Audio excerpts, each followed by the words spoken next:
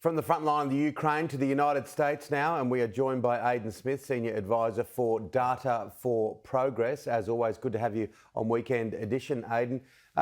Look, we've just seen those pictures. Meanwhile, we've seen a lot of sabre rattling coming out of Russia, Vladimir Putin and his spokespeople. What are US officials making of all of this? Like always, so great to be back on here.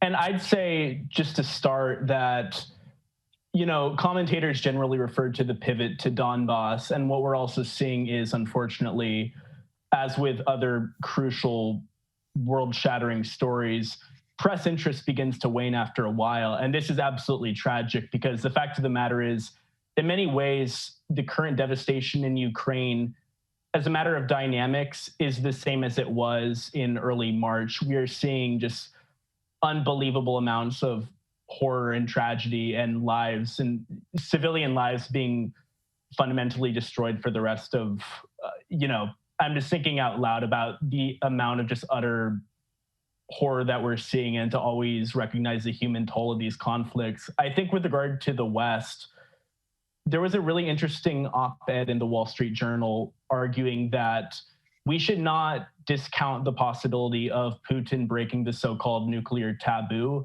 And if he does, it could very well be because the West has not taken sufficiently into account the fact that Russia is a nuclear power and that not all nuclear saber rattling is necessarily, just a show. The fact of the matter is that once the nuclear taboo is broken, that kind of just fundamentally alters the post-1945 world order. So to answer the question, I think that we're seeing on some end some very prescient observers saying that the West needs to be very, very careful not to saber rattle anymore, and to account for the fact that Putin fundamentally is a madman and could just unleash further destruction beyond something we've seen since World War II. I mean, he's already doing so already, but I think that is what policymakers and commentators need to understand going forward. What about government officials? The US intelligence were on the money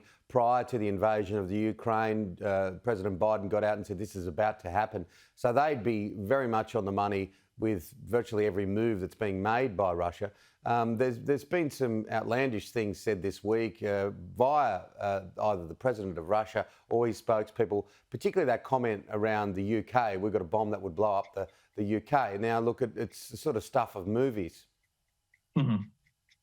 Absolutely. And, to go absolutely just echoing what you're saying about the U.S. intelligence agency the U.S. intelligence community really nailed it down with regard to the invasion of Ukraine. And I think it's worth accounting for the fact that per a EU official, a reporter reported on, I believe, today, and on the condition of anonymity, said that Putin may very well, from the understanding of EU intelligence, may very well be delegating the role of, domestic responsibilities as president of Russia to his prime minister. And now Putin is fully devoted on the job to solely the war in Ukraine. And that's terrifying for, very blatant reasons, especially because of how little accountability there is within the Russian military apparatus to the prospect of further destruction. And that could very well include use of tactical nuclear weapons.